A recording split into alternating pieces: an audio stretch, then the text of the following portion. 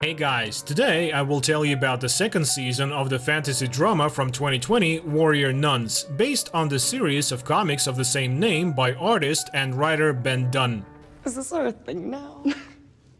While swimming in the pool, Ava recalls what has happened to her since she went from being a paralyzed simpleton to a warrior nun wielding a mystical halo.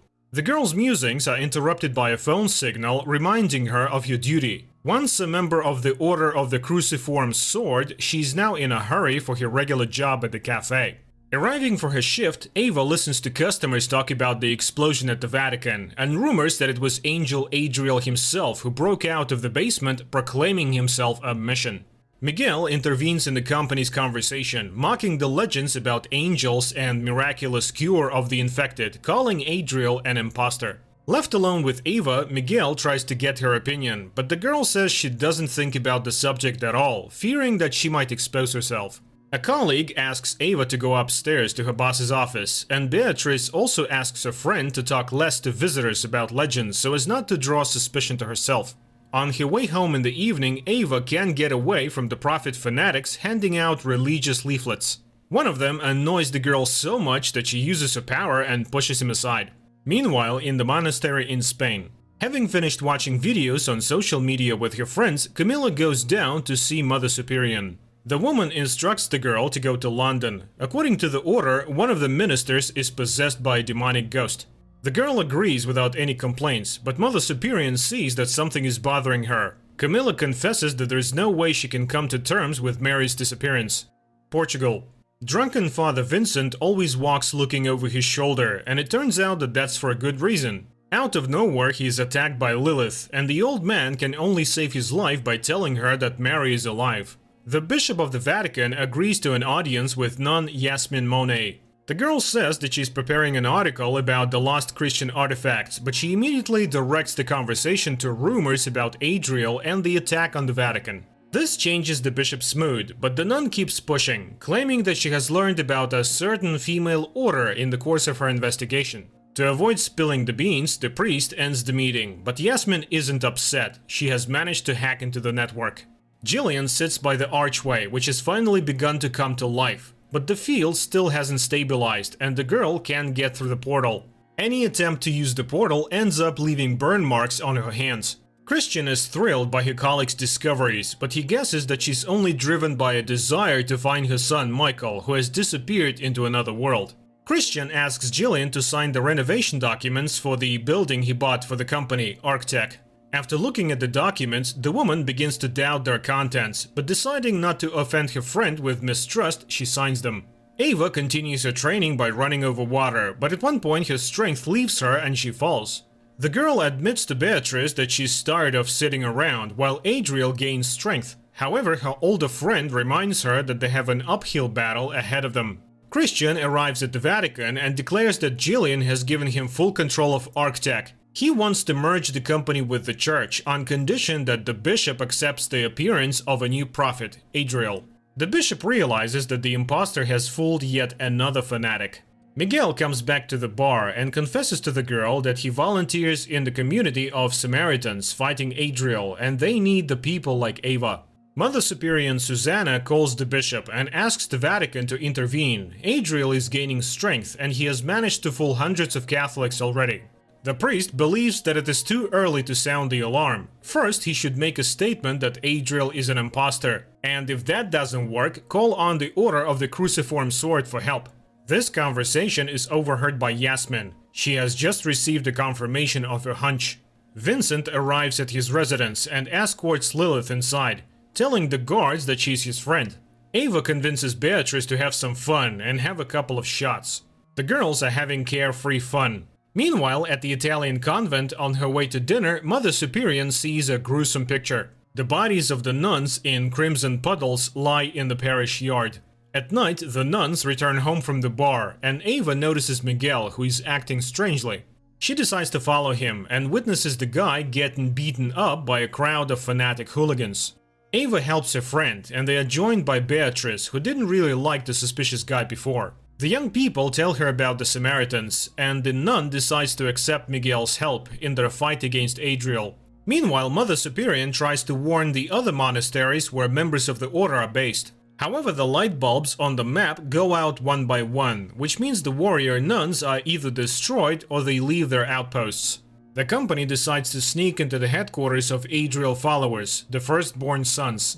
But seeing that the members of the sect are leaving with some cargo, the friends decide to follow them. Mother Superior orders Camilla to pack their things so they can hide and lay low as soon as possible. But suddenly the nuns notice that the light on the map has not gone out on the Madrid cell, which means there are still living members of the order out there. Father Vincent leads Lilith into the prison, promising that Mary is sitting in one of the cells. But as soon as the witch comes inside, the priest locks the door behind her. On the other side, dozens of warriors come out at the girl, but Lilith easily dispatches them. The company watches as fanatics stack a prayer circle with a cross in the field and begin to pray.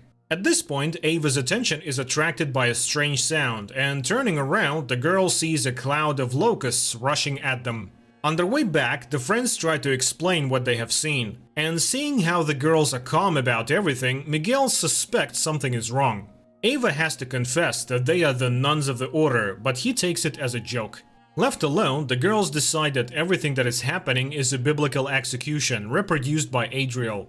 Mother Superior and Camilla fly to Madrid and look for the headquarters of the order, which is housed in a flower store. From the scattered flowers, it is clear that something terrible has happened here as well. Yasmin confesses that she summoned Mother Superior to show her the bodies of the dead sisters. The nuns try to find out how Yasmin knew about them, but she says she can only reveal the truth to the warrior nun. Miguel comes to Ava's work and invites her to interrogate one of the firstborns they took. To sneak away, the girl cuts her arm, but the wound immediately disappears, much to Miguel's surprise. Beatrice asks her friend to stay out of it. The Samaritans have illegally kidnapped a man, and they shouldn't get involved. But Ava stubbornly does her own thing. Yasmin suggested the nuns take up residence in her room, but not wanting to risk it, the women choose their own hiding place and put the stranger to sleep so that she won't see the path they take to get there. Meanwhile, Lilith escapes from the prison and arrives at her mother's house. Miguel brings his new friends to the Samaritan headquarters, and when the boys begin interrogating the prisoner, Ava sees the devil in him. Father Vincent arrives at the main square, and seconds later, locusts appear there. The townspeople become scared. Suddenly, Adriel appears and saves the terrified people, thus earning a new addition to the army of fans. Even the priests from the Vatican begin to believe in Adriel's power. The bishop speaks with his subordinates, demanding that the impostor not be glorified. The mother rebukes Lilith for losing the battle for the halo and for failing to live up to her hopes by losing her place in the Order of the Cruciform Sword. Yasmin comes to her senses and tells the nuns that she grew up in a family that helps the Order, and now the girl must find the owner of the halo, Ava, and give her her secret. Looking at Ava, the prisoner recognizes her as the owner of the halo and demands that she return it to its true owner, Adriel. Beatrice knocks the chatty kid out, but he breaks the ropes and frees himself. The demon proves to be very strong, and the warrior nuns cannot defeat him until Ava activates her halo and banishes the entity out of the boy. Beatrice hurries to get her friend out of the way to avoid any more questions. Adriel shows up at the bishop's office and offers to join forces, admitting that the boy is indeed the son of God. But just as the priest refuses and asks the madman to leave, Adriel displays a couple of tricks, demonstrating his power. The prophet leaves, but his offer still stands. Lilith comes to Dr. Jillian for help and asks her to examine the scales that have appeared on her shoulder. While sitting in Dr. Jillian's office, the nun sees an emergency call from the Sisters of the Order, but she refuses to go to Madrid. While packing to escape again, Ava and Beatrice quarrel, but they are interrupted by a signal on her older friend's chest. She tells her student that they have been summoned to Madrid. The second message arrives with news from Lilith that the Order has lost Mary. Vincent shows Adriel the signal and instructs the old man to join the women. Despite the gravity of the situation, Ava is excited about her trip to Madrid. Finally, the girls find the flower store where Mother Superior has left a movie ticket for them. The nuns have to scramble to avoid falling into the hands of the hunters. On the street, the girls spot a tail and have to get rid of it, but in an alleyway they are awaited by Vincent, who puts Beatrice to sleep. The priest tries to convince Ava that Adriel is the true prophet, and she should go with him to return the prophet's halo. But the girl takes the fight and manages to defeat the old man. The girls make it to the movie theater, where they finally meet Camilla. The nun takes her friends to the hiding place, the cellar beneath the cinema, where old Mother Superior is already waiting for them. The old woman gets straight to the point. She tells the sisters about the attack on the order and says that the time has come to do her duty. Yasmin comes out to the girls, and when Ava is beside her, the girl's pendant glows blue and she recognizes the warrior nun. Now, Yasmin can reveal the secret of how to defeat Adriel. Jillian offers Lilith to cure the problem with a pass through the archway, but the girl realizes that the doctor needs it in order for her to find his son there. Yasmin tells the girls about a crown of thorns that can defeat the imposter. Meanwhile, traitors begin to appear in the Vatican, among those close to the bishop. As Yasmin continues talking about the crown, she reveals a secret. The thorny garment is not only a means of torture, it also disempowers the likes of Adriel. The only problem is that the wreath was stolen years ago and is now stored in a museum, but Ava doesn't see this as an obstacle and the girls go out on a tour. Disabling the cameras and distracting the guards, the nuns head for the exhibit. However, the only way to know that it's the right wreath is for Eva to touch it. Lilith makes up her mind, and wearing a special suit, she enters the archway, but a second later she is thrown back. She is shocked because she felt that she had been on the other side of the portal for almost 2 hours, and she was clearly not welcome there. The bishop goes down to the prison to visit the traitor and learn from him how Adriel creates the punishments of heaven. To make the prisoner more talkative, the priest tries medieval torture methods on him. At first, the impostor's henchman tolerates the pain, assuring him that Adriel is the real son of God and all miracles are real. However, when the torture becomes unbearable, he admits that the prophet is collaborating with ArcTech and the company uses its technology to create illusions. Lilith tries to understand why someone threw her out, and Jillian promises to deal with it next time. But the girl has no intention of entering the archway again, and she makes that clear to the doctor. After the conversation, Lilith disappears, forgetting the cross in the office. At night, the girls return to the museum to retrieve the crown. Mother Superior eliminates the guard, and the group of nuns sneaks in, sending old camera footage to the security monitors and disabling the laser alarms. Using the halo, Ava takes the crown, but nothing happens to it, and her friends ask Yasmin to help. Jillian decodes the tape from Lilith's camera, and as she speeds up, she sees someone's face on it.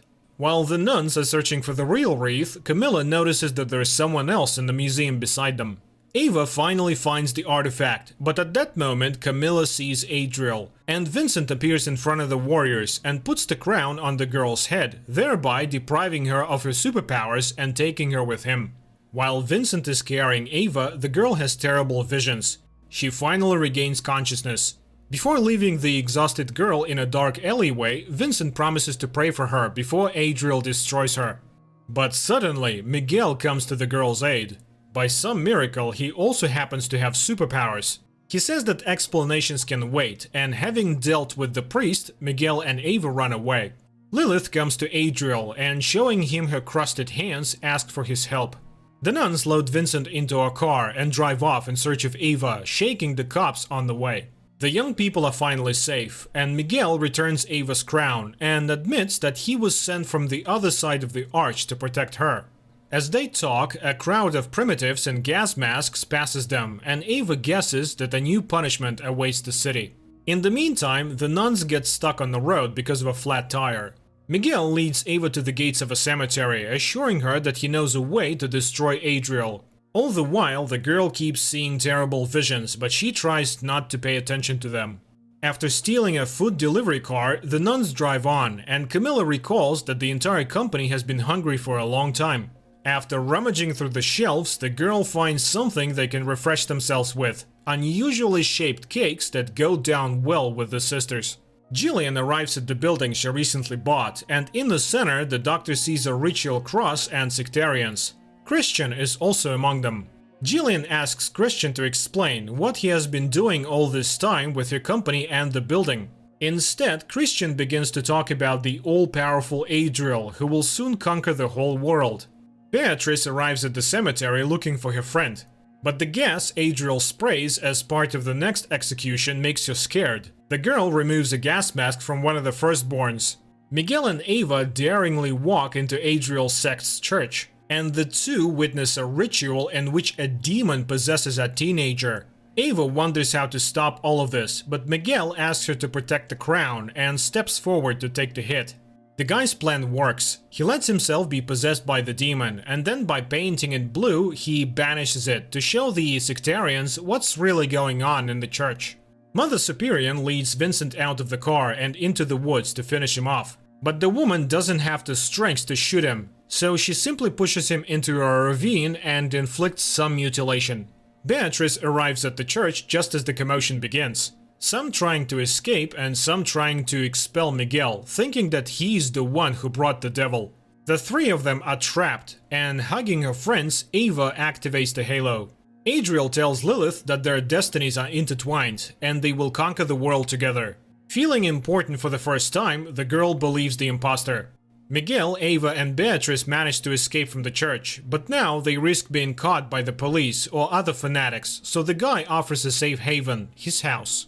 Adriel tells Lilith about Ariella, the girl he loved and to whom he gave his halo. The prophet dreamed that together they would create a religion based on truth. Mother Superior also tells the nuns this story. When the angel first came to Earth 1,000 years ago, he created an underground upside-down church. But Ariella prayed for a long time to find the truth, and God answered the girl. He sent her a crown that was to stop the imposter. Adriel and Mother Superior simultaneously tell this story, but each does it differently. The nun thinks that Ariella saw evil in the prophet, while Adriel tells Lilith that the crown corrupted the beloved and she betrayed him. Ariella put the crown on the prophet's head, and he was imprisoned in a cave in which he spent 1,000 years. Except that the girl paid for it with her own life. And Mother Superior warns Ava that no one has ever managed to defeat Adriel and survive. The company arrives at Jillian's house, from which Lilith's signal was last heard, but the doctor asks the guests to leave. Miguel then asks to tell the woman that her son is here. Seeing the boy, who is much older than the day they last met, Jillian falls on his neck and cannot hold back her tears. The nuns try to find out from the doctor where Lilith has gone to, but Jillian cannot answer the question. The only thing the doctor can tell is that the girl's physical and mental health has severely deteriorated. Mother Superior goes outside to talk on the phone. The bishop asks the abbess to come to a secret meeting, where further struggles with Adriel will be decided. Miguel, who is really Michael, comes into his childhood room and looks at the drawings he drew when Adriel manipulated him. Camilla hears someone's voice again and is caught in a frightened state by Beatrice. Camilla confesses that after being stroked on the back by one of the sisters in the convent, the girl is suffering from severe headaches, and her friend suggests that she have a little examination. Jillian recalls the day Michael ran into the portal. Once on the other side, the boy wandered alone for a long time, and then the shining angels took him to Rhea, the lord of Adriel. It was she who trained the angel and then sent him to Earth to stop the evil. The abbess and Yasmin arrive at the meeting with the priests, where everyone is already gathered. The archbishop begins talking about Adriel, calling him a wolf in sheep's clothing. The charlatan himself, meanwhile, continues to tell Lilith about himself, complaining about his life in the dungeon. Angel offers to show his friend his difficult fate, and to do so, he places burning fingers over her eyes. Jillian shows his son the face that ended up on her tape, and from what he sees, the boy faints. Beatrice does a scan of Camilla's spine, and during the procedure, the girls are being frank with each other. One of the nuns confesses that she has doubts about Adriel, but if he really turns out to be the prophet, all the scriptures will lose their significance. The picture shows a cross inserted into Camilla's spine, which is what is causing the hallucinations. Unfortunately, Beatrice cannot remove it. Adriel asks Lilith forgiveness for the pain, but he convinces her to open her eyes, and when the burns come off, the girl sees demons and a completely different world, which she calls the truth. Beatrice finds Ava in the courtyard as she's practicing putting a wreath on the monument's head, but the halo goes off again and the girl falls. The nun tries to support a friend and assures her that they will defeat Adriel no matter what it takes. Christian meets Vincent in Arctech and reminds him that in just 2 days they will give the world to their master. A discussion breaks out at the meeting of priests. There are those who doubt Adriel's con game and believe that one cannot punish an angel without understanding his true purpose. At this, Bishop Francesco reveals to his colleagues the secret of Arctech, urging them to understand that all the punishments sent were nothing more than a trick. Mother Superior intervenes in the dispute, telling of the destruction of the members of the order. Apparently, the bishop and abbess have succeeded in convincing the crowd, but suddenly it transpires that half of those assembled are traitors, having defected to Adriel's side. A massacre of fanatics begins in the hall, and Mother Superior succeeds in removing only Francesco and Yasmin. The trio hides in the hotel gymnasium, but they can no longer get out, and Mother Superior calls Camille for help. Ava, Beatrice and Michael arrive at the inn, but the firstborns prove to be too many, and the trio fears they cannot win. After examining the photograph of the cross in the spine and noticing a note from Beatrice, Jillian looks at Camilla through the glasses while she prays and sees the same waves that create the portal. The doctor guesses that Adriel is using the power of prayer to gain strength. Having heard the call, surviving nuns of the order arrive at Jillian's house. Ava takes the crowd of firstborns away, and Beatrice and Michael deal with the remaining two. The abbess commands her subjects to leave, but the bishop refuses, determined to expose Adriel to the full. Running from her pursuers, Ava runs through a wall and finds herself outside, at a great height. The girl's halo shuts down again, and she falls. Beatrice mourns her friend, but she opens her eyes and the artifact begins to glow again. Bishop surrenders to the traitors, hoping they will lead him to Adriel. The imposter angel himself, meanwhile, tells Lilith how much they will accomplish together after they cleanse the world with pain. The Master's trust inspires the girl so much that she grows wings. And that concludes episode 5. Come back tomorrow for the next episode. Guys, if you don't want to miss anything, don't forget to hit that subscribe button.